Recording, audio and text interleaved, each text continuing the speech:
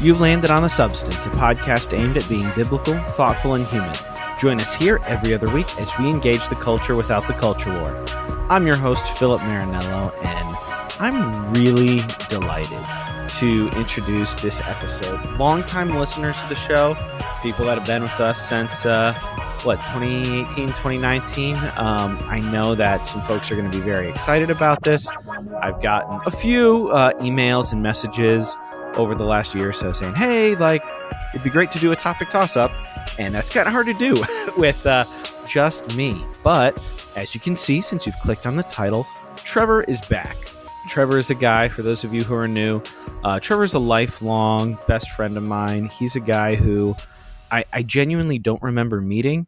Our parents were in the same young married class together, and Trevor and I grew up in the nursery together. He's about 8 or 9 months older than me, but I literally don't remember a time in my life that Trevor was not there. So it was so great to have him back and to get back to some of our topic toss-ups. We talk, a lot of the topics we cover are things that we are dear to our hearts, that we have talked about on the show a bunch. And our first topic, I'll be very interested to hear what your feedback is, listeners.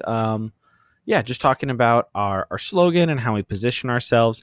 But this was great. So, but if you're newer to the show here, we are a variety show podcast where every other week we invite folks on who are smart, interesting, engaged in important work in their communities, artists, activists, filmmakers, things like that. And we talk for about an hour about their work. Past guests include folks like Dr. Karen Swallow Pryor, Jamar Tisby, Robert P. Jones, recording artists Flame, multi-hyphenate artist, and everything else under the sun, Propaganda, and Dr. Esau McCulley. You can go check out that library. We've got a lot of wonderful shows there. And moving forward, last time on the show, we had our first film director on, John Carroll Lynch. And folks who've signed up for the Patreon, you can actually watch the videos. So yeah, if you want to watch me and Trevor catch up together, you can do that for as little as $3 a month over on the Patreon. You get uncut and early episodes and video, along with being able to vote on future topics and things like that. So that's there. And we appreciate everybody who does that, as well as who gives us reviews on Spotify, iTunes, Apple, wherever. Share it with your friends. We appreciate that all. So without further ado, here's me and Trevor getting back into it. What's going on, dude? Dude, welcome so back. Much. Dude, it's good to be on with you and just hang out and talk. It's been a minute. It really has. You were on for Caitlin Chess. I was going to say, I feel like Lent was your last one, but you did come on for... It's Lent again. The Ballad in the Bible. That's true. So in the last 2 years, this is your second or third in 2 years, in a year? Yeah. Right. No, Lent is upstairs. I still have the Ballad in the Bible. Still trying to figure out what Lent is. This is I did Ash Wednesday again this year. Yeah. And I'm doing Lent again this year. Nice. We just redid the bookshelf. So I guess your patron, whatever, whoever's. Patrons on Patreon. Nice. Let's see my new bookshelf. There it is. Yeah. So what Trevor's saying, if patrons of the show get the show early and on video on the Patreon. So if you're interested in early exclusive video of the show, you can sign up for as little as $3 a month there. But thanks for that little plug there, Trev. But yeah, dude, no worries. It's good to have you back on. This will be repping both cities. We are creeping up. Oh yeah, you got your Kansas City shirt and your Austin hat. I like That's it. Right. Hey, we're creeping up on 150, dude. Dude, how's that feel? Been faithful. It's great, dude. That's awesome. This is kind of your legacy too. You've been gone for how long now? More than a year, because Lent feels like it was one of your last ones, right? Yeah, with Esau. Yeah, that was maybe your last one. I think you had left and came back for that one because you're like, yeah, I would like to talk to Esau McCulley. Very understandably. No, I think I was still on for that one. I was still on for that one. I don't remember exactly how it all panned out. I think my episodes went into March or April or something like that. Yeah, it's probably been about a year, and a lot has happened. We have a 6-month-old boy now. Me and Christina were talking about this, was it the transition to 3 that was hard? Was it everything that life hit us with that it was hard? And like, it's hard to like really parse it all out because like a lot of these things that life hit us with would have been easier, not with 3. Sure. But at the same time, it's not really fair to say, oh, well, the transition 2 to 3 was so hard on its own because it's like, but all this stuff happened at the same time. So I don't know. I don't know exactly how to parse it all out, but it's been a 4 months of crazy. And he's a real cute little guy. He is. He's a sweet guy. He's I very just checked. loving. April was the farewell to Trevor and Vincent. There you go. Episode. See, that's what I thought. I remember. I've been gone for nearly a year. So yeah, this is your first time back, or your second time back in a year. You did do the Caitlin one. Yeah, that was a great conversation, and I think, dude, little preview. We're going to be getting to some of that here in this episode. Oh, we haven't announced the format yet. So we are. Oh, we're back. I got Trevor back to do a topic toss-up. We've had a number of topic messages toss-ups about me. No, what I was saying is we've had a number of messages and people whenever I solicit like, hey, what kind of guests or what kind of topics? I've had a few people say, hey, like, I'd love to do a topic toss-up again.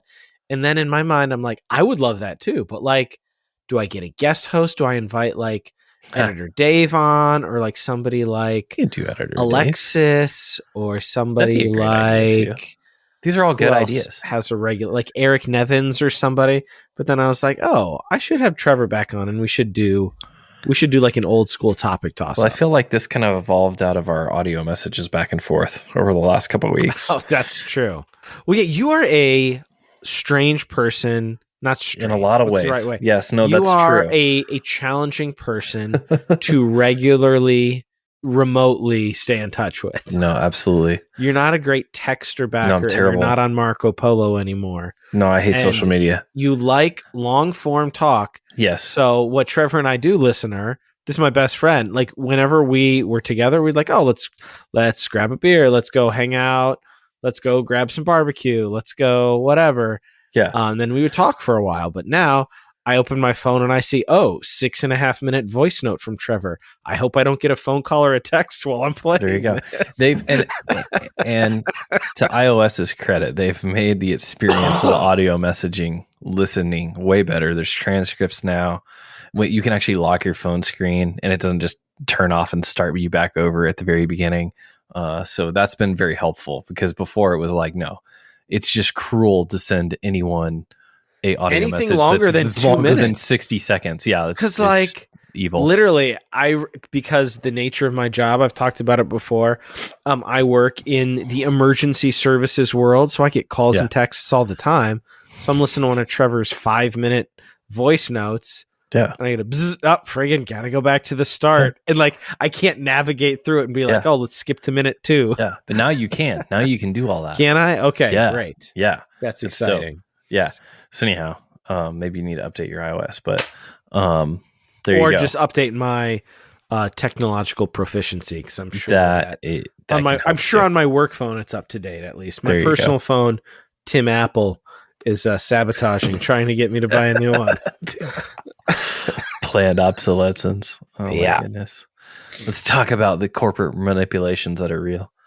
Well, hey, I'm sure we will touch on that a little. So this may go a little long. We'll see. Maybe I should get like a clock or a bell out. I know, right? My wife's like, "Are you going to talk with him for 2 hours?" I'm like, we'll see what happens. Might be midnight. We'll see. And patrons can watch that whole, like, I think the idea maybe with the initial video is that we might just throw up the whole video. If something is super egregious, I might say, hey, Dave, cut that. But for the supporters, it's like, here's the whole thing. You have my whole episode on swearing, so it's not going to be that kind of egregious. So there has been a little bit of movement on that. I know you haven't listened in a while. Like, I don't swear on the show, but I think with our audience, I haven't heard any negative feedback. We still bleep or mute out like strong language, but like I'm not having the guests really censor corrupting the youth. And if it's classic. Yes, the youth, the 25 to 34-year-olds gone for a year. The 25 to 34-year-olds who are like 65% of our listenership. Yeah, the youth who wouldn't have cursed unless they heard it on this show first. I still think propaganda probably let the most fly out of anybody. Probably. talking about potential progress, the first topic that we would talk about is this is something that I'm not firm on, and I even think it'll be fun to kind of work through with you. It's the tagline of the show, which, shoot, 5-6 years ago, we sat down in a coffee shop and hammered out together. Whew, was it that long ago? But still, it's been a minute. You're speaking of our tagline, biblical, thoughtful, human.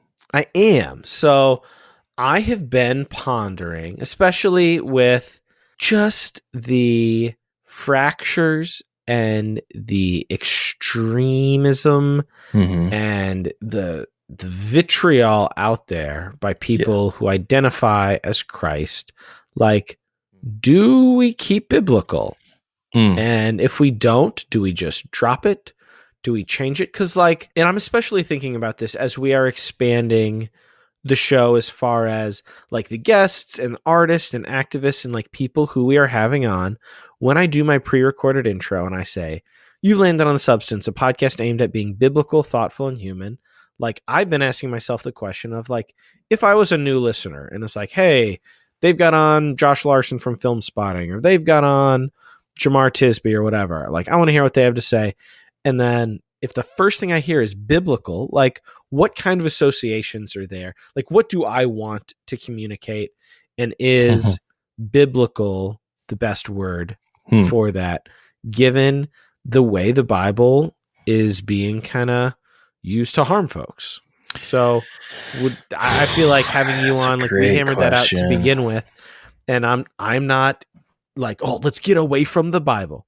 Still a Bible guy. I think the Bible is very important. Yeah. But the way the Bible is used in the culture war, I'm just asking myself the question of, like, what does that communicate? Yeah. No, I think it's, it's always something on the podcast that you have to think about. Like, what are we presenting to others? Like, what is our space? Like, what is it that we're trying to do here? What does identify us? What are the key markers? Who are we speaking to? And, from what place are we doing that?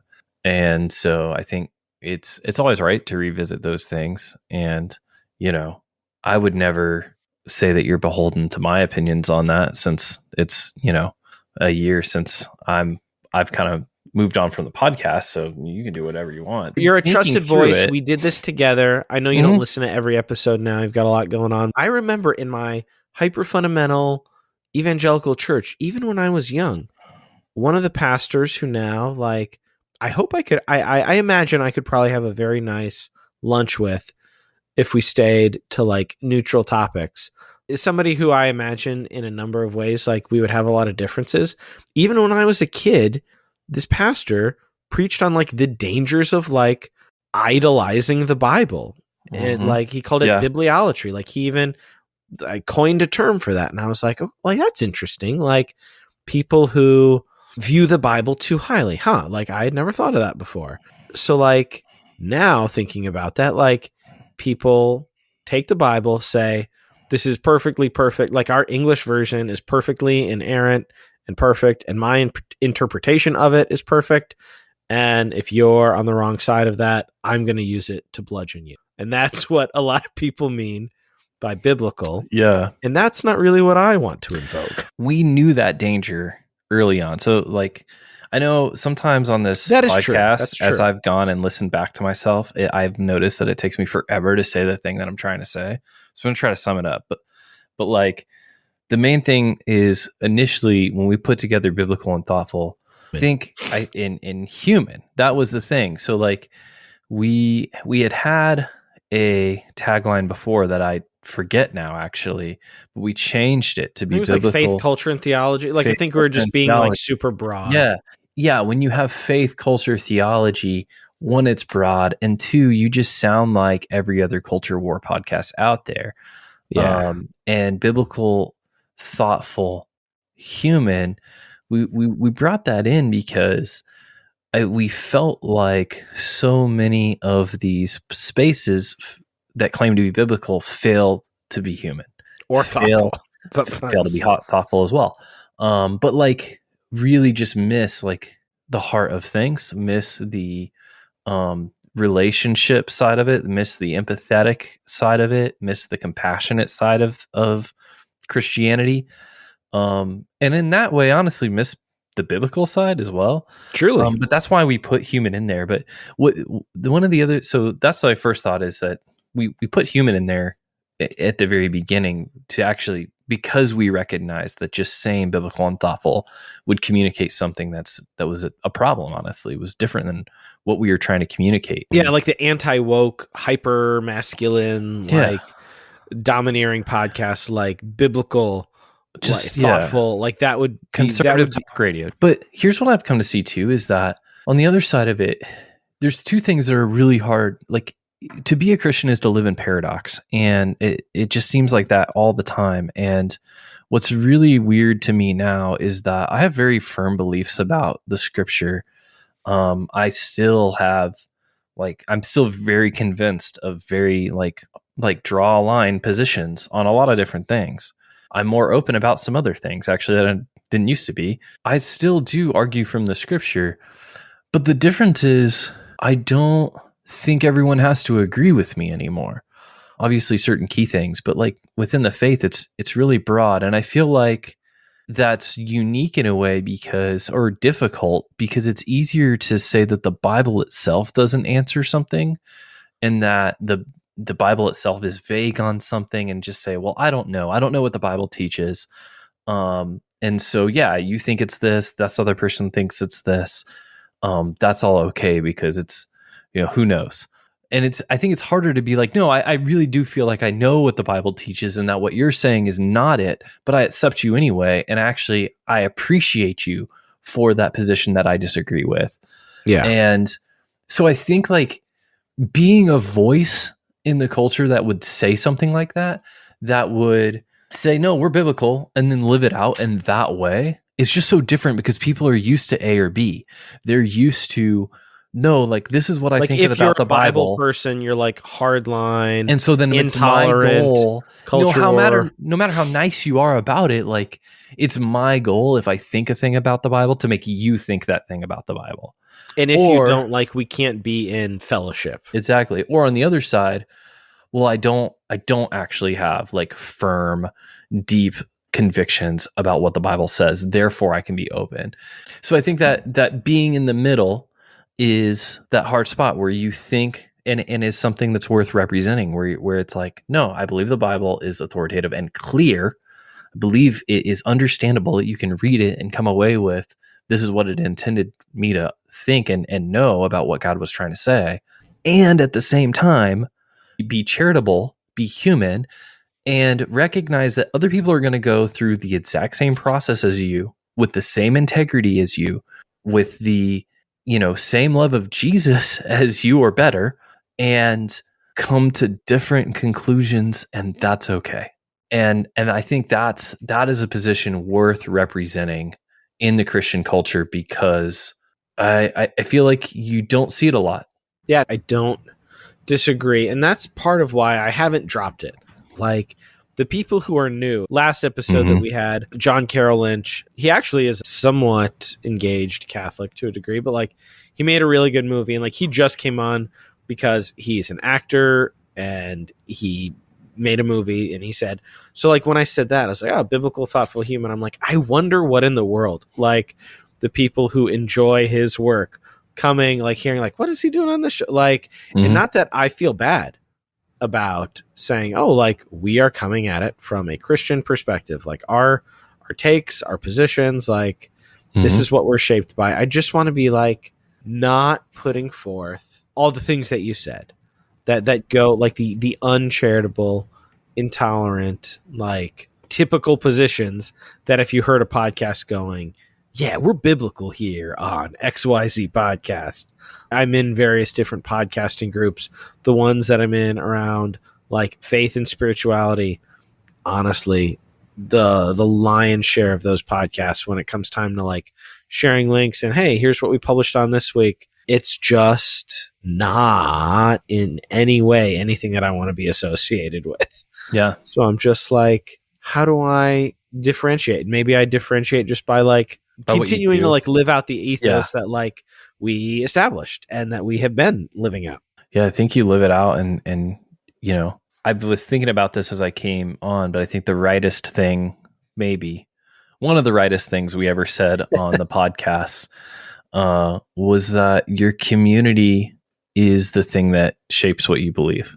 People need communities that live that out. And it's hard if you're, you know, in a fundamentalist community where it's hardline, or honestly, if you're in the other, if you're in a very progressive community that wants to yield a lot of ground on the Bible being clear or authoritative, it could be hard to think that this middle ground exists. And, you know, there's communities out there where it does exist.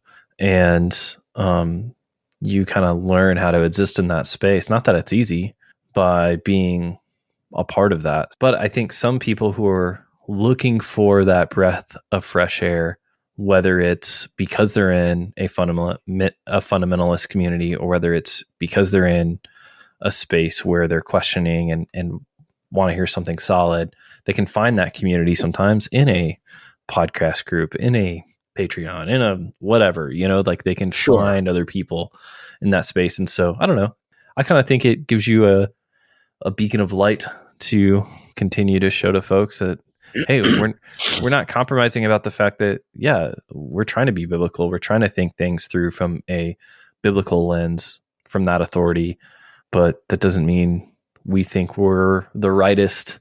And so therefore, like, you need to come to our side or we're going to bash you over the head. That doesn't mean that we're not going to call people out. That doesn't mean we're not going to make moral claims. Like I think this was the way of Jesus too, right? Yeah, like, not calling people out has never been a problem. I mean, like from episode 1, we were like, here are problems inside and outside of the church. Like, if you look at Jesus's life and ministry, he refused to take a political side. He was a theological conservative in a lot of ways, sometimes even more so than the theological conservatives of his day, because he cared more about like human values than they did. And he refused to fit in boxes. He refused to take A/B questions. He would find his third way out of it, which was usually closer to the truth. Well, obviously was closer to the truth. Yeah. And he did so in a way that was compassionate and not belligerent, you know, but at the same time, like, had a message, had a belief, had firm truth. And so I think that's why, like, everybody kind of co-ops Jesus to their side, right? Like, you know, you have the fundamentalists who are like, well, no, like, he stood on the word and said, haven't you read the scriptures? And you have the progressives who say, well, didn't you see like the way he was compassionate and didn't beat people over the head with his theology, but he gathered to the outcast? And it's like, yeah, the crazy thing was he did both. Yeah. And as I've been brainstorming, I'm like, all the other like one words of like, what are we at the substance in a nutshell? Like, put it in a sentence or whatever. Like, all the other words to substitute for it, like, I have not found a good one. Theology is not a good one. You could think as theological or theological, thoughtful, and human. No. It doesn't. Or like work maybe just if we're not just doing 3 words, but like I was like, what could we do? Like, compassionate. Like, I want something that is like cheesy. We are like principled or Godward, and I was just like, I kind of feel like a lot of those other things kind of fall short of what biblical does. Like, I would like the good things about biblical without the baggage. And I think, and I don't know if I can do that. Like, there might be a solution out there. A sentence. I'm sure. Listeners, if you've got somebody's probably listening right now. It's like, hello, like this email, word. thesubstancepod@gmail.com. Yeah. DMs are open on Instagram. So if you got a great word or a new slogan, we might retool the slogans here. We're creeping up on 150. It may just get a little bit of a facelift, but it'll still be the same substance. No problem. Trev, what did you want to hit next? You were just talking about how like what people think about the Bible gets kind of branded as what the Bible actually teaches, and therefore you can beat people over the head with it. And I think that I think that like how many conferences or summer seminars or summer series or just honestly like writing energy, creative energy goes into talking about male and female roles in the church, in the culture, all the time around that. Way more than the Bible actually devotes to that topic. Yeah, I was scrolling on Instagram, and Southside Rabbi, I feel like, hasn't put out a whole lot of stuff in a while. Oh, and I saw some of their, I saw some of their reels, and one of them, like, they talk and engage a lot with the hyper masculinity. Like, they talk about that and like the manosphere influencers and all that. Yeah. And there was one of their shorts, interesting, that was basically saying, like, in agreement, like, men really have it hard now, guys. Like, their education, their earning potential, their this and that. And it makes sense why they would turn to folks like Andrew Tate and da-da-da-da-da. I was like, I kind of sort of get this to a point, but it, to my ears and eyes, and maybe it was like just the clip out of context. Like, I went back and listened to the whole episode, and I felt differently after I listened to the whole episode. But like, this is what they chose this to clip it out and put it on social media to get the views. And I'm like, you put your hot takeiest thing out there, right? It sounded extremely in agreement, like not merely this is an understandable phenomenon, but like, of course they would. Like, and I get that to a point, but it sounded very much in agreement of like, yeah, obviously, like, there's men aren't getting reasons. Masculinity from like the faith community, so of course they're going to seek out Andrew Tate. Like, there aren't enough great masculine role models out there in faith communities, so they're going to seek out all these like misogynist criminals. Is that really landed? So like, I listened to the whole episode today, and listening to the show, it didn't just for the sake of context is why I'm asking that question. It did not seem quite as egregious listening to the episode. But, and like, I think there's a way to say this is an understandable phenomenon and here's how we combat it. But like, the grievances on the clip that they put out, it was almost like we agree with these grievances, like men are under attack. And I'm just like, the men are under attack position seemed a whole lot like white folks who I know go, you know what? Like, all this diversity and reparation talk and all this stuff, like, white folks are under attack. Like, what's going to be the future of my white children if like what black will happen folks if we don't have racism? Like, black folks are just getting promoted. And like, this seemed like the gendered version of that, right? Because it's like, if women want equality, then like men are going to lose out on opportunities. And it's just like, it seemed to miss the systemic natures of like, you know what?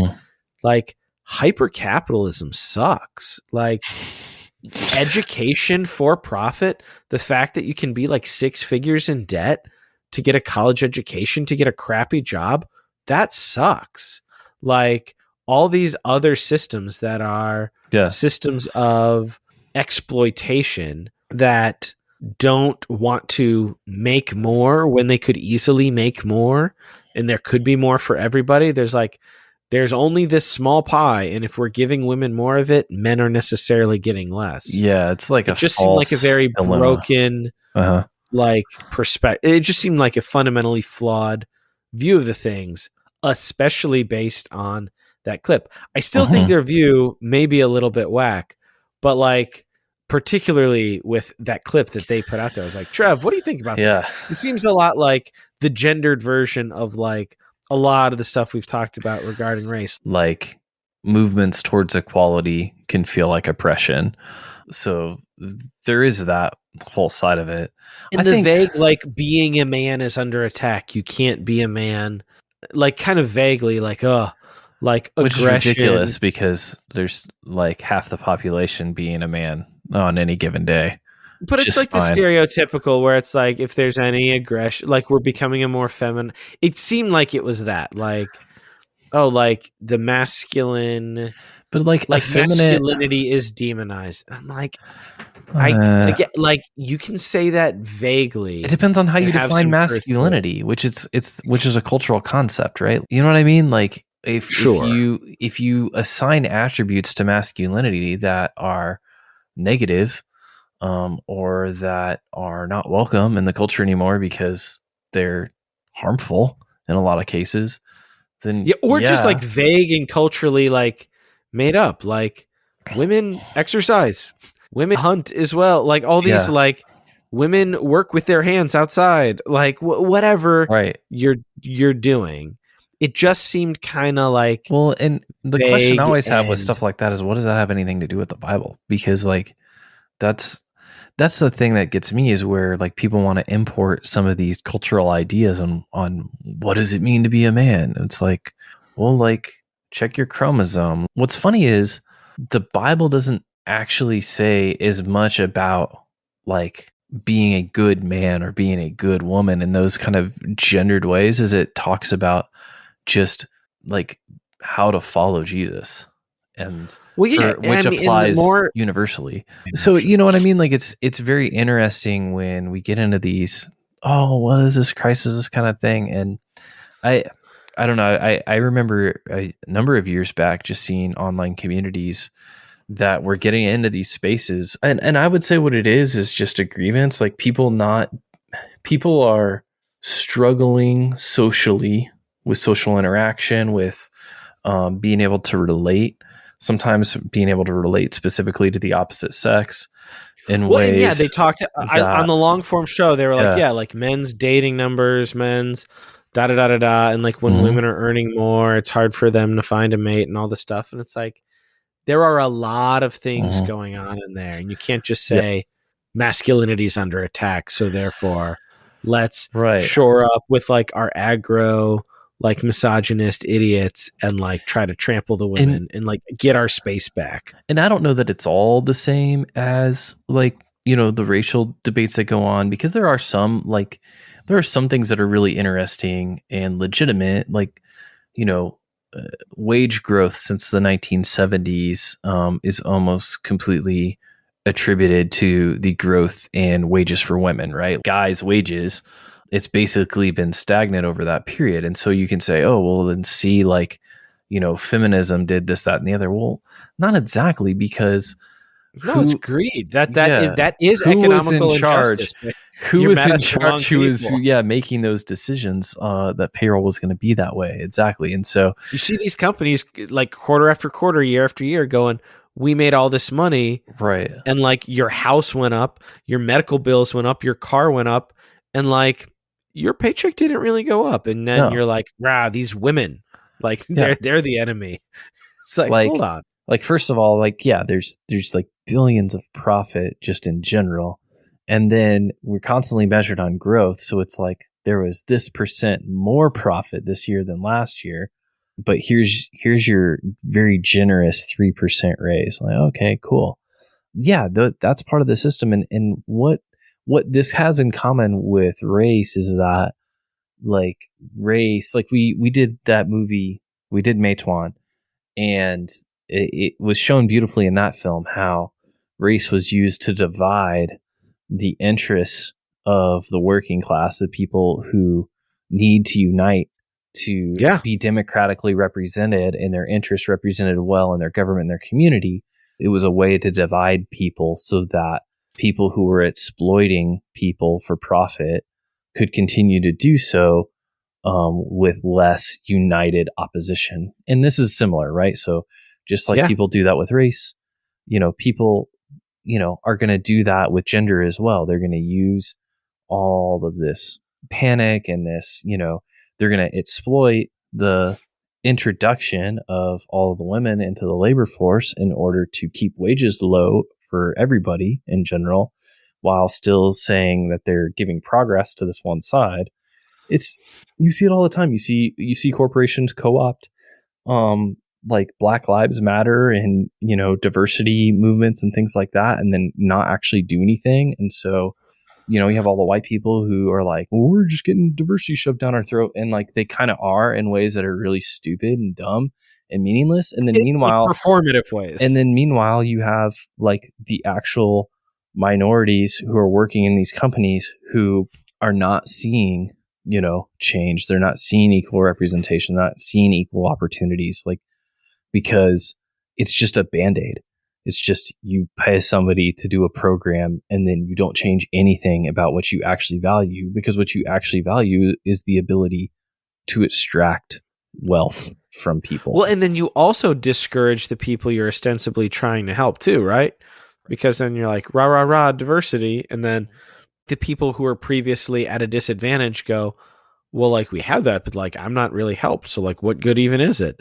Exactly. And then the other people are like, you're taking our attention. The other folks are like, well, nothing really worked. And then like, it's just the cycle continues. Exactly. And so you have to have people who recognize that that's the case and are able to call out the wrong applications of, maybe like, and empathize with people's real experience of that, right? Like there's an experience of being under attack as a man or whatever that has some like accordance with truth. People maybe don't understand it correctly, maybe don't have the correct target for their ire, but at the end of the day, those feelings exist for a reason, even if it's not a legitimate reason. If you're identifying it wrong, something. Yeah, you can still say, hey, the numbers are men are making less money. The numbers are young men are killing themselves at higher rates. The numbers are whatever. Mm-hmm. Yeah. But like, how do you view that? And how do you approach something resembling progress and a solution? Well, and the thing is about that too, is that Christianity, especially like evangelical Christianity that, believes in the authority of the scriptures, like has a way that we approach that, right? Like there's a way that you approach those kind of issues in protest and, self-sacrifice and these kind of things that do not involve putting other people down, do not involve denigrating the other sex because, you feel like you need to say these things about women, or you need to, and I feel like it's gotten really, really bad out there as far as like how toxic some stuff is. Like you can just like, the only social media I use is YouTube, which is, kind of on the fringe of social media in some ways. And I never sign into an account. So like what's really interesting is every now and then, if you delete the app and re-download it, it just gives you like Mr. Beast videos and like whatever's the newest, freshest thing. If you just take a blank account of YouTube and you search like soccer highlights or something like that, you will find highlights making fun of women's soccer. If you find like very quickly, like early in the search results. Same thing about basketball. Like you will find people dunking on, no pun intended, the NBA, the WNBA, right? You'll find people who have all these stats who make all these arguments on how, this sport is lesser because it's played by one or whatever. And like, it's very interesting to me how invested and how profiled these arguments become. And I think that what we can't fail to acknowledge in the middle of this, and this maybe opens up an entire can of worms, is that like, even though churches, the mainline church position, in what I think of as white evangelical Christianity, is that, oh, well, men and women have the same equality before God, but separate but equal. But women can't do, all this other stuff because, and then that's where it gets thorny, because as soon as you answer the question, because it does, and what you end up doing is you have a message that says on its face that women are equal, but then in its teaching actually teaches that women are not, that they're more inherently sinful. For example, they're more inherently susceptible to deceit, which means are they more gullible, like, or less trustworthy, because or they're less a woman, capable? Yeah. And so there's a lot of this teaching that like women hear it loud and clear, that they are being taught that they are less than, that they are more sin prone in certain ways, that they, and this gets more explicit in some cases than others. I mean, I'm talking about the mildest cases here, but this gets, I mean, I'm sure some of our listeners have some really, really hairy stories around some of these things that have been taught. Like I was talking to a buddy of mine who was talking about a church that he was interacting with here in Texas that was like teaching at conferences that women didn't have the Holy Spirit. Oh, jeez. Yeah, some crazy stuff. So like, anyway, like we can't pretend that we're innocent of this either in the church, so that these things are in the theology in certain ways, and in ways that the church really needs to inspect. Because when you have a lot of young men who now, even in the Christian communities, are reaching out to like these influencers and everything. I mean, it's just, there's a huge discernment problem, first off. And then second, it's just a huge misunderstanding of what it means to be like a Christian male. Like, be like Jesus. You don't have to have a Bowie knife and, your tent and your flannel shirt and your camp axe and your freaking hunting rifle to be a man. None of that makes you a man. Like, there's the importing of the cultural masculinity. A human of good character. Like, Jesus is the example for men and women, right? He shows us the way to be a man. He shows us the way to be a woman. Be like him. Like, we make this way too complicated, and it's because for a lot of things, I think we're importing.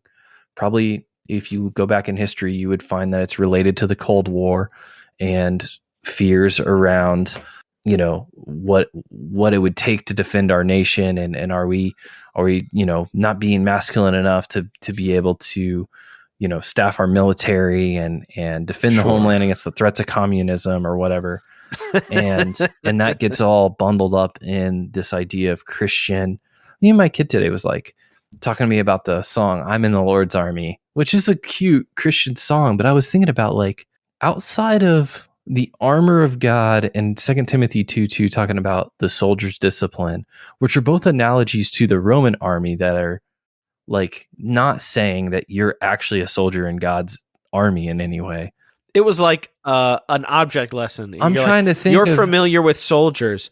Yeah. Like, this part of a soldier, like, that's kind of what it's like to be a follower of Jesus. But people be out here actually thinking that they're literal, like God has a literal army that they're enlisted in. And I'm like, I'm trying to think of a New Testament reference that talks about that at all. I ran across the American myth of like redemptive violence, the importance of personal property and all this crap. This guy, one of the freaking Babylon Bee guys, trying to dunk on compassionate people, going, well, by this logic, like, the person trying to break into my house is my neighbor. And everybody's like, yeah, guy. Yeah, that actually. like the loving your neighbor. And actually, like Jesus said, one of my Lenten practices this time that I'm doing is every Monday through Friday, every day I'm going through the Sermon on the Mount, and like just really struck by the passage in Matthew 5 where Jesus says, you've been told, like, love your friend and hate your enemy. But I tell you, love your enemy. And literally, I came across this a couple days ago. This guy's like, what? Like, what is my neighbor? Somebody who wants to do me harm? Is that my neighbor? And like, then all these people were like, actually, you may have stumbled onto like this very basic thing. We're like, that's not that violence is never, ever, like, the Bible talks about, like, there is a time for everything, but I feel like there's a lot of, particularly the hyper-masculine guys who like long for violence. Yes. Like, it's never, I am not saying. And it's because they actually have had like mentors, leaders, idols in the faith who were constantly pining for a fight, and we pedestaled people who were constantly telling us what the next fight was. Who is what were the battle lines? We talked about that before on the show. Like, that's why we have that great generation threat to our church, because like for a brief period of time, you and I talked about this off air a bunch. Like we were excited. We're like, oh, I wonder if like our generation and the next one will like chill the heck out from like the boomers who are longing for a fight. And the studies are showing that like Gen X or whoever's after that, like they're even more radical. Yeah. Like because this is baked into it. Like I love a good martial arts movie. This year I am watching a buttload of Westerns, Italian and American Westerns. I'm watching a ton. And like they're fun. I like them. Like I don't mind these things in a story, but like you see the people who like the romanticizing of violence and like violence as like a purifying thing. Like it gets scary how that can like get mixed in to the religious fervor. And like you have these people basically saying like, I hope to engage in holy warfare. And you're like, bro, where are you reading this? Where did you get this from any of the words of Jesus? Yeah, man. And going into our next topic, not only bad actors in like the offshoots, like the parachurch, money-making organizations and YouTube channels and podcasts, like political parties are happy to use these grievances to gain and keep power as well. Yeah. You know, it's interesting too, because like when we think about like, oh, what's the next great, faith battle and all that kind of stuff, I think that like there's hints of truth in there. And I think that Satan has a playbook. And that's why I think when we get in this next topic on like Christian political engagement, like what are good faith ways that Christians engage in politics, and is it good for Christians to engage in politics, and how should they do so, etc. Like, I think you have to start off defining your terms, because when you look at history, it seems as if one of the greatest tools that Satan has used to harm people, destroy lives, discredit the church, harm the cause of Christ, and generally just promote chaos and mayhem is Christians engage in politics. Yeah. Because if you can get a Christian like society or community to get involved in a like wrong-headed political mission, it not only can have the power through that political power to harm that community and the community around it and in lives. And I mean, just look at the Inquisition, the Catholic Protestant Wars, the English Civil Wars, right now, the Crusades.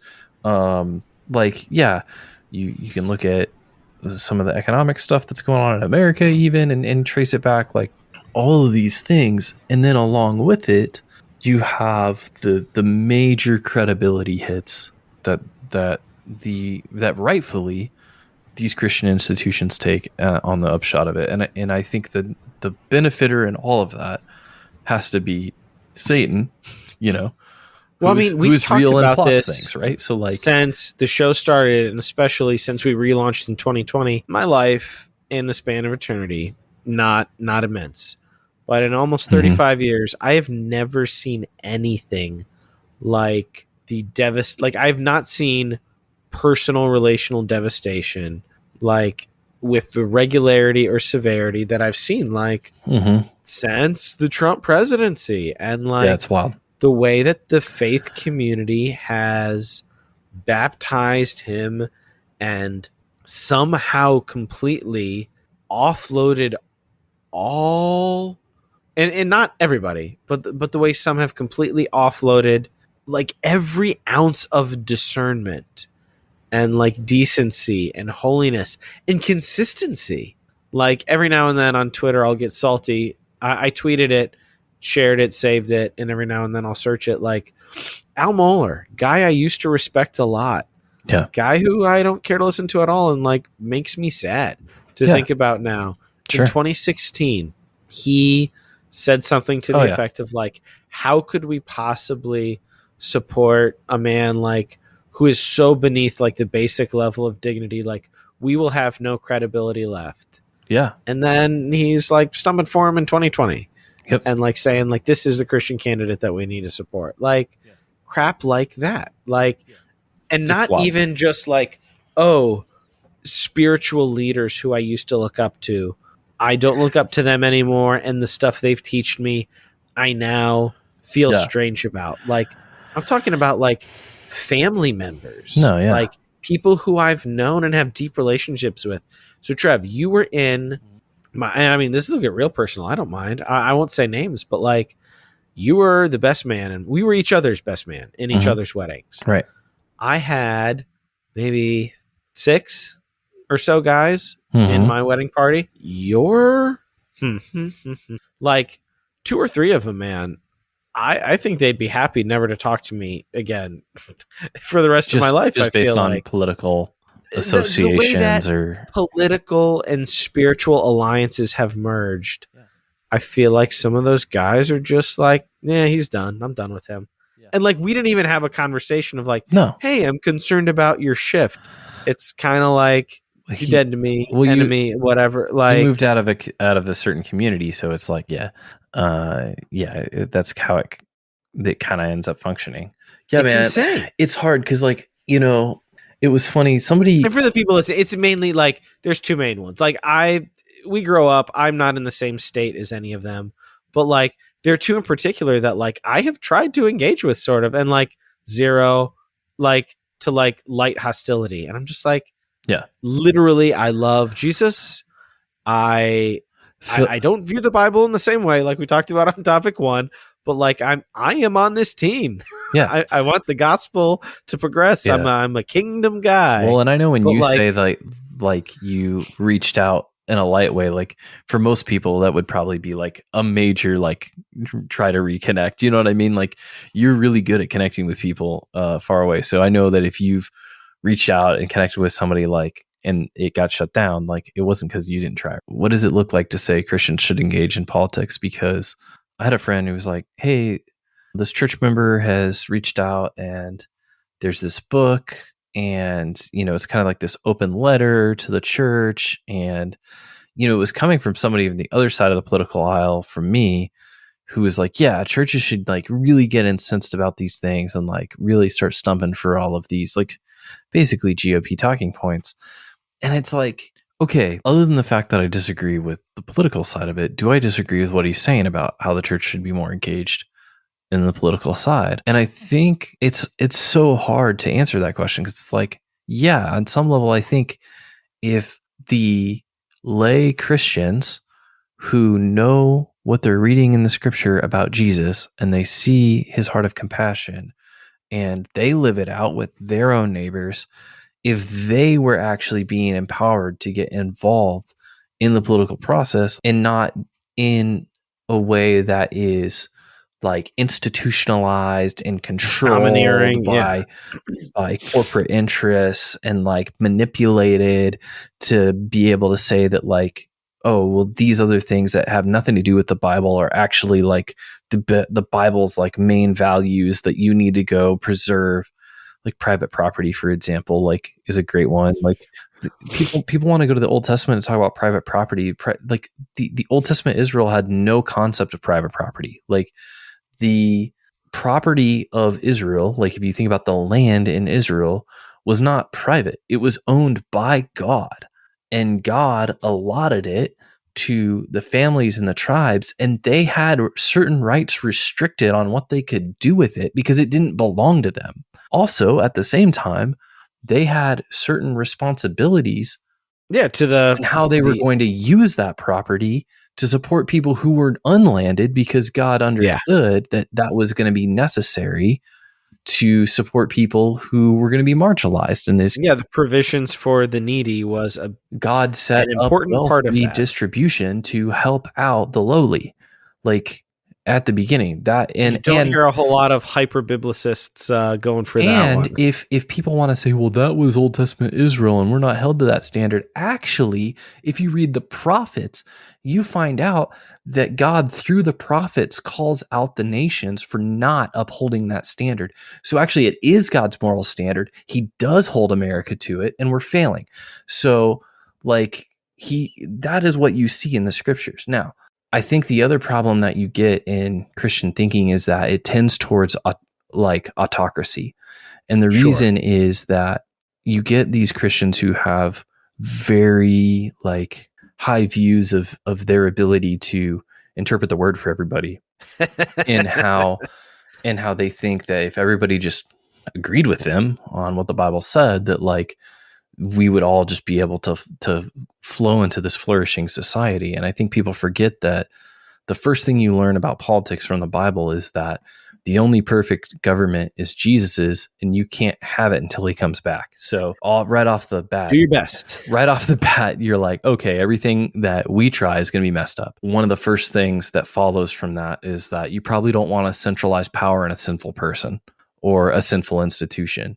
And because of that, like monarchies, autocracies, theocracies, which centralize power in a clerical body, are all very terrible ideas for government. And I think those are some first principles that Christians maybe need when engaging in politics that they sometimes miss, and that really Christian political engagement should do the things like Jesus did, and should do the things like the prophets did. Advocate for the lowly, be the moral voice that calls the government to task for its failings morally. Right? Like it's right. It's okay to say like, that dude's an adulterer. That dude's not faithful to his wife. That dude's evil to his children. That dude, or like doesn't these treat men, his staff right. Like these guys with their cronies are like for money, making it like flooding our communities with guns, so that like our children are more at risk of getting shot than like anything else in the world. Like that's evil. That's bad. And like there should be engagement there. Yeah, absolutely. So I think like sometimes a lot of Christian political engagement in the US is around these kind of like mobilized and institutionalized, which typically is happening through like billionaire funding that has that's working through a number of different PACs and shell companies and holdings and institutes and things like that are promoting. That article you sent me was like dark. In the Texas Monthly, they reported on the financial impact of this one oil billionaire from Midland, Texas. Oof. Who teaches in Sunday school and all that kind of stuff. And he has a certain Christian nationalist vision, which is not uncommon. Like it's something that has existed on Christian talk radio and things like that for decades. I mean, 3 or 4 decades. But it's just over time, as people have listened to that, like people have internalized that, and then people have acted on it because Christians have a lot of money and power in this country. Like they just do. And as much as people like to talk about how Christians are in persecution, like the systems that are coming about like in our country are very much under the influence and power of Christian people, right? Even when we see the evil like a Trump or like all these other things, a lot of them are people that will follow the pecking order, right? That will do the thing like that. That was one of the things the article talked about, is how like they created these scorecards. And somebody would get this whole ad campaign, a smear campaign run against them, that they were in league with the Democrats and they were voting for transgender rights and all this stuff. If they just even dared to vote independently on certain like amendments to a bill, like if they even dared to express any kind of freedom in their vote as a representative of the people, mind you, if they were being more a representative of their constituents than they were a representative of the billionaire who funded them, they would get primaried, right? They would have a challenger found and invested in who would, and that's the state of our government, right? And so I get it when people are like, a lot of the Christians I talk to, and a lot of them we've had on this podcast, are like, man, I'm libertarian. Like, I just want everybody to be able to do their thing and leave me alone. But what they don't understand about that is when libertarians, one of its goals is to have a smaller and smaller government so that, there's less possible interference into people's lives. The problem is that gives more and more room and less regulation to these billionaires who are centralizing power to represent them instead of the people.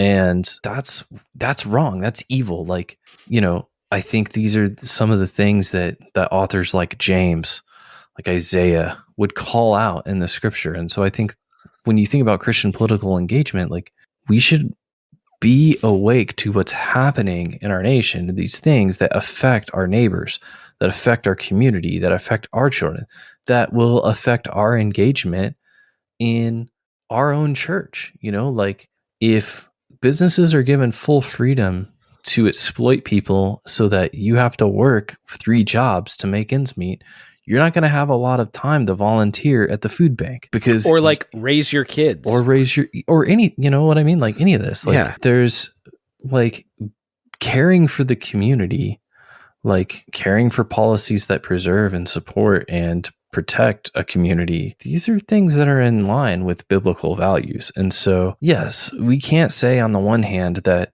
Christians should be absent from politics, and politics is the world's sphere, and the Lord's no, and we never have said that, obviously. But at the same time, it's not so simple as just to be like, full throated. Come on, Christians, like, let's get involved in politics. Because it's like, when I look around, like, it's the Christians being involved in politics that's the problem. Yeah. Recently, Phil Vischer on the Holy Post talked about that, like, it just being a very disorienting thing, going like, we were raised with like, you know what would be great is if like Christians were making the agendas and leading the charge and like being the ones who shaped our society. We should have known from history how terrible of an idea that is. And then in 2016, 2020, all this has gone on, and then we're like, oh, like, the reason there is anarchy and chaos and relational destruction and all these things is because Christians are the ones running the show, or at least in name. Like, so like, how do we reconcile? Like, that's a very disorienting thing. Like, we've had loads of guests talk about things in this. I have no doubt that guy profiled by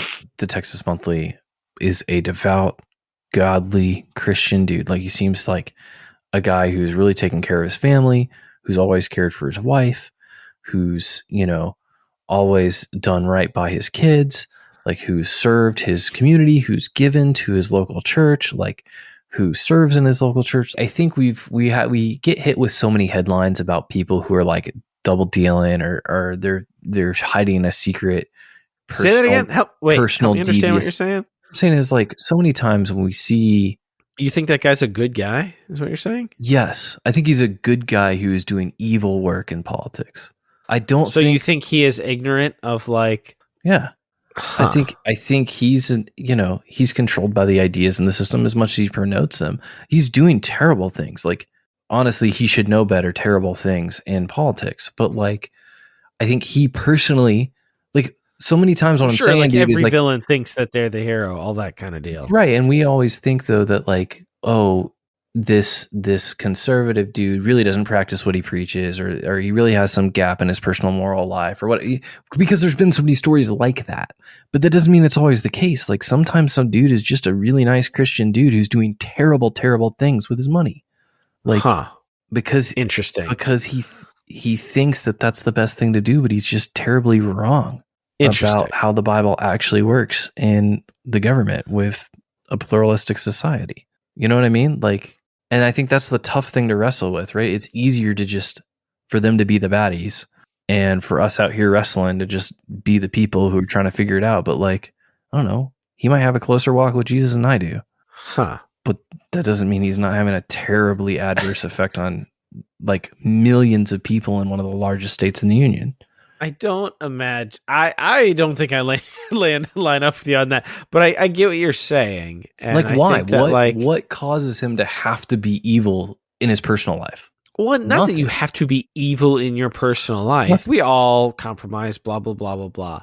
But like, the idea of integrity is important, and if your entire MO is about undermining the systems of government for your own personal gains, like, That's not acting in integrity. It's the evil. Like that's. But I doubt that he doesn't have to be like beating up homeless people. No, like to be evil. Like I mean, like that's evil. Or punching somebody who says something untoward about Donald Trump or around the White House. The things that he's doing with his money and with his companies and with a lot of his political effort for the last 20 years are bad. Only when you understand only when you value democracy and you value public health and you value some of these greater values that we do, because it seems like they line up with biblical values. But if instead you value a certain Christian theological agenda in government over everything, the privatization of all things like schooling and things like that over just about everything, if you think that, Christian rights are more important than any other religious group's rights, then you would look at what he is doing and think of it positively. Like, I'm sure his pastor knows what this guy is up to and approves of it, right? Like, I don't know. This doesn't happen in a vacuum. Like Texas is extreme. But these ideas aren't. Like, these ideas are vanilla Christianity for a lot of people. Huh. And when you actually get somebody who has, like, there was a billionaire at one of the churches associated with one of the places we went to school. In some level, like, just the mere existence of a Christian billionaire is troubling. But our theology made room for it. Why? Because, I mean, fundamentally, a lot of our theology is influenced by slaveholding, right? So, like, there's all sorts of weird things that it makes moral room for. We like to take shots at the prosperity gospel while also going, who should be our leaders? Who's got the best job? Who's got the most money? Like in these churches, who's the most like respectable, which usually goes with like financial prosperity. Like, all right, make those guys the elders, make those guys the Sunday school teachers, put them in charge of discipleship. Like, they're the ones who we want to strive to be. Yeah. Like, how many day laborers do you have as elders at a local church? Like, I'm sure there's some out there, and there should be. No, but like in the fundamentalist places we came from, I've been involved with a handful of churches, not a ton, but like I've sat in on elder meetings going like, how did some of these guys get here? Like, I know they're like respected people in the community, but like the biblical literacy, and like I'm sure that there was maybe some pride on my part, but like hearing the words they were saying in conversation discussing, I'm like, it seems like some of the biblical literacy here is maybe not super duper up to par. Well, how did these guys get here? Yeah, and sometimes not just the biblical literacy, which is part of it, but like the life, just basic life wisdom, like biblical wisdom. Like I feel like there's guys that might not have all the theological answers or learning. No, I was saying what you're saying. Like, who are living out like the walk of Jesus. You're like, I would follow that guy so that I could be more like Jesus, right? Like, sure, that's what you want to see in your elders, and not just somebody who is successful, has been going to the church for a while and has a steady white collar job. Like, you don't run a guy who lost the previous election. You don't. Like, when's the last time it's happened? It's been decades, right? Like, you typically just don't do that. Well, I mean, establishment versus and with Trump, what you essentially have, and because this is the reality, is that you have a party that's saying he didn't lose the last election. And so you basically have an entire candidacy that is predicated on a lie, like a known lie, a provable lie. And that, like, when brought to court, a lot of the people promoting the lie go, well, actually. Yeah. And it's like you have, on the one hand, as a Christian conservative, you have the choice between, okay, vote for this lie, or vote for someone who might extend some rights to some people that you think maybe shouldn't get those rights in that way. This should be an easy choice. Really should be. I'm hopeful, though. I feel like we are at a dark place, and I feel like there's maybe an inflection point. And I'm hopeful that the inflection point is a good one. No, I mean, I'm generally a hopeful person, so I am as well. And I do believe in like people seeing and wanting better for themselves and for their community. So we'll see. See what happens. Hey, Trev. Yo. Substance Shoutouts, your favorite segment, dude. Historically on the show. I came ready. I came ready this time. Good. Yeah, I haven't been huge into the podcast scene recently. I haven't been huge into the TV scene. Did recently watch Killers of the Flower Moon. Oh, nice. In one sitting? No. I have 3 kids, bro. That was a 3-sitter. I think Scorsese was a little overindulgent in that one, but I did get there's definitely some Goodfellas vibes. I didn't see The Irishman, but I could imagine some of the Irishman. A person who is so evil, but in the same term is so human and so has some basic cares about his family, but just has no moral compass at all. Ernest, DiCaprio's character, yeah. I did get to see it in the theater, and it was an exceptional experience, especially with his background. I would have I do get that an exceptional amount of bathroom trips. I only took one, very quick one, but I think it makes a great movie. I understand the people going, couldn't this be extended even if you want? Make it a 5-hour miniseries, 5 episodes or whatever. I think it could have been shorter. Yeah. And I thought the final act could have been better. I felt like the first 2. So this is not part of your shout out set. No, it's not. It's not. Okay. I'm just talking about movies because you like to do that. I listen to a lot of music. You do? Kind of been where I've been at. Listen to a good deal of rap music now, mainly thanks to RTJ4, which is such an amazing listen. People need to go back to that one. I know I've shouted that out a billion times, but I've been going back. So I have 2. I have 2 that I'm going to shout out, and one of them actually, I know sometimes our rap shout outs don't sit well with all of the listeners because people have different feelings about swearing and content and things like that. If you want a classic rap record that holds up today, one of the pioneers is Eric B. and Rakim, Paid in Full, 19, I believe. There you go. It holds up. Just put it on and press play. It's a good, thinking about people who were literally coming out of dance parties, emceeing, DJing, that relationship, and then turning that into an artistic thing where they were one of the first to do it, where it wasn't just the shouting into the microphone, Run DMC style, which is also excellent in its own right.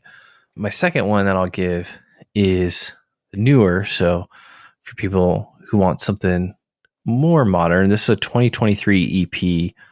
I was listening to some London rap, and I was listening to this whole playlist today. That's fun to do every now and then. Yeah. I haven't done that in quite a while. And other than those 2 old guys, Pete and Boz, I don't know if you know them.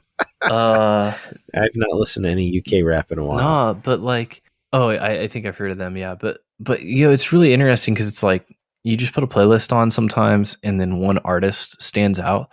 You hear somebody, and you're like, whoa, that is excellent. And it stands out. You have just a big playlist, a bunch of everybody, and then you have if you hear a couple of their songs and they all stand out. So then I went and listened to the EP, and the whole thing was great.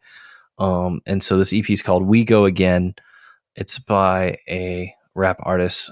She goes by the name of Enny, Enny, and it really kind of has some Lauryn Hill type vibes to it, I feel like.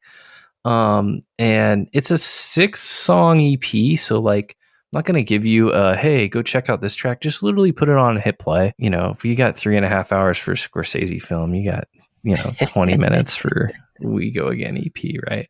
And I'm saying that not just to you, but to whoever, listeners. 40, if people watch a show, you can listen to this EP, just hit play.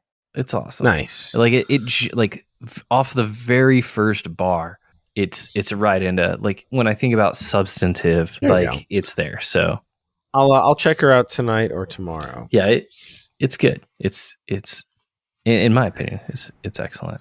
Just with work and stress, I have been keeping a lot of things very light. Author Claire Keegan, she's come up a few times before in the show. She's got a new little anthology short little book. You can read it probably in a couple hours. It's called So Late in the Day. There's 3 short stories in it. Just beautiful prose. Beautiful, beautiful stuff. I think we first talked about her with the Small Things Like These, the Christmas Story. All of her stuff is very short, beautifully written, just so precise, wonderful.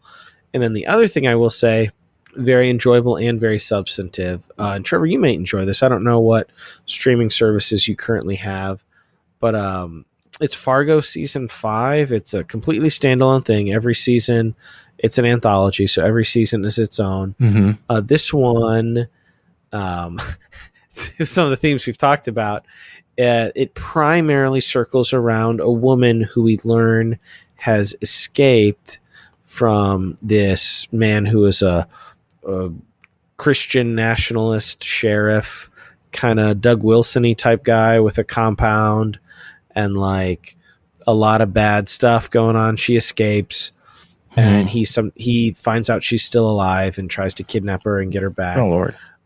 It plays on a lot of familiar themes in the Coen brothers' body of work, not just Fargo. But you don't have to have seen any of the other Coen brothers stuff to get it. But in particular, there's this one character who's essentially like this immortal, kind of similar cinematically to like the Anton Chigurh character in No Country for Old Men. He's just like a death bringer.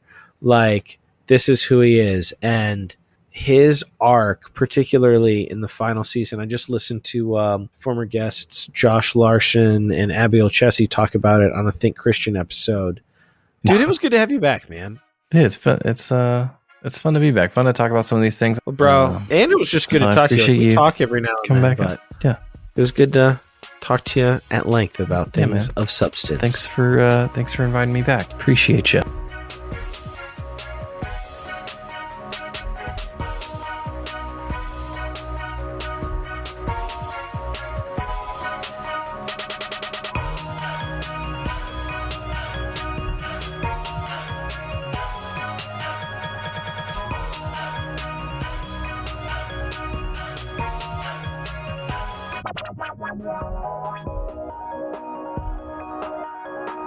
So there you have it. That was me and Trev. Little substance reunion. I know we did have him on for Caitlin's chest, but yeah, this was a wonderful time just catching up with my bud. So if you'd like us to do those a little bit more regularly every now and then, shoot us an email. Let us know. It sounds like Trevor's mind is turning, and we may have him back for future topic toss-ups occasionally in the future. So that was something you enjoyed. Let us know.